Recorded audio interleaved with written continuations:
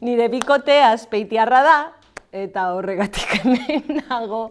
Nik momentu hartan Ibizan bizi nintzen, eta bera Ibizara oporretara joan zen, eta harreman bat hasi genuen, eta azkenean erabaki nuen etortzea.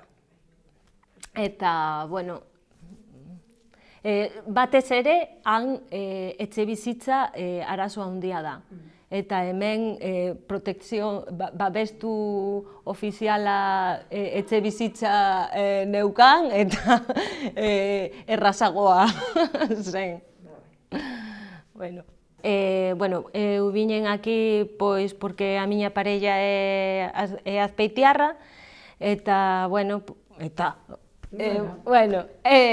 nada, pois estábamos, eu vivía en Ibiza, el foi de vacacións, e, pois empezamos unha relación, anduvemos vindo, ao final, pois, co tema da vivenda alá era moi difícil, porque é moi cara, hai que compartir, estábamos un pouco fartos, e ao final dixemos, pois veña, vamos pa Azpeitia, que ali temos un piso de protección oficial esperándonos, e vai ser todo máis doado.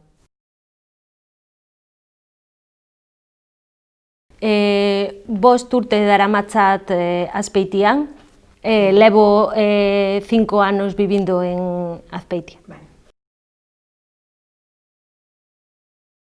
A ver, lehen hilabeteak gogorrak ziren, porque nik erabaki nuen etortzea hemen etxebizitza geneukan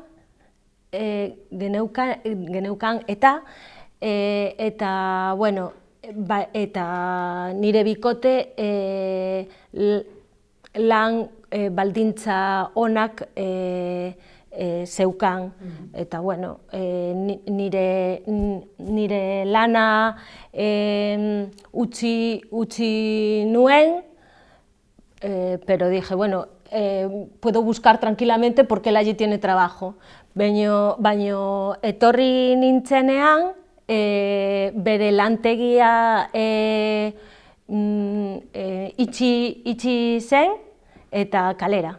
Eta biok langabe erdi urte hemen.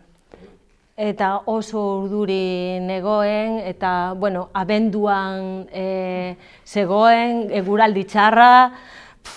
Nik Galiziakoa naiz, baina aspalditik Ibizan bizi nintzen, eta pixka bat gogorra. Baina gero, hobetzen.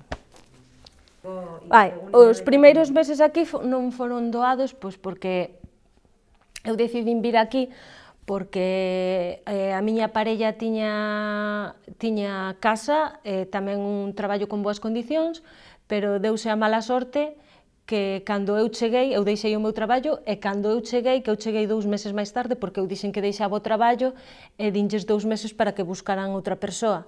E cando eu cheguei, a empresa cerrou, foise á rúa, estuvemos os dous case medio ano sen traballar.